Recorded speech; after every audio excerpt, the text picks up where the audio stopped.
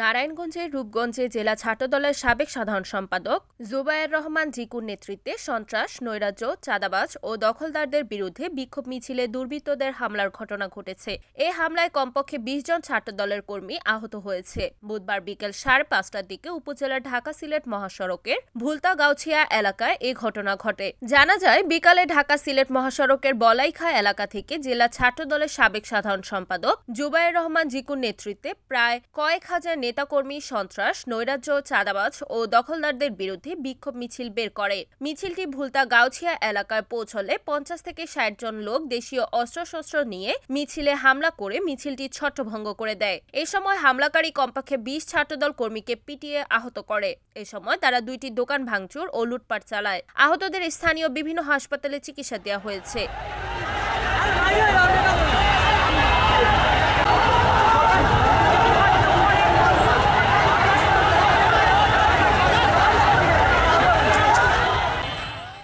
এ ব্যাপারে জুবায়ের রহমান জিকু বলেন, তারা শান্তিপূর্ণভাবে মিছিল করছিলেন। এই সময় কিছু দুষ্কৃতিকারী তাদের উপর হামলা চালায়। ভবিষ্যতে যদি কেউ এমন করে তবে তাদের বিরুদ্ধে জবাব দেওয়া হবে বলে তিনি হুঁশিয়ারি দেন। এ ব্যাপারে রূপগঞ্জ থানার ওসি লিয়াকত আলী বলেন, ছাত্রদলের একটি মিছিলে হামলার ঘটনা শুনেছি, তবে এ ঘটনায় এখনো কেউ কোনো লিখিত অভিযোগ দায়ের করেনি। অভিযোগ পেলে প্রয়োজনীয় ব্যবস্থা নেওয়া হবে। আজকে আমরা জানেন, নারায়ণগঞ্জ ছাত্রদল কর্তৃক সন্ত্রাস ও নৈরাজ্যবাজ চাঁদাবাজদের বিরুদ্ধে আজকে আমাদের বিক্ষোভ ও প্রতিবাদ সমাবেশ শান্তিপূর্ণভাবে শুরু হয়েছিল।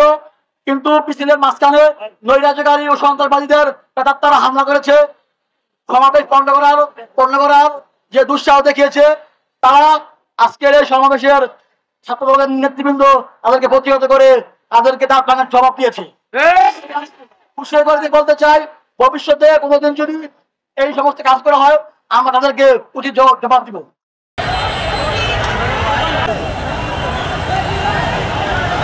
Report Enamul Haque, NAN TV, Narayanganj.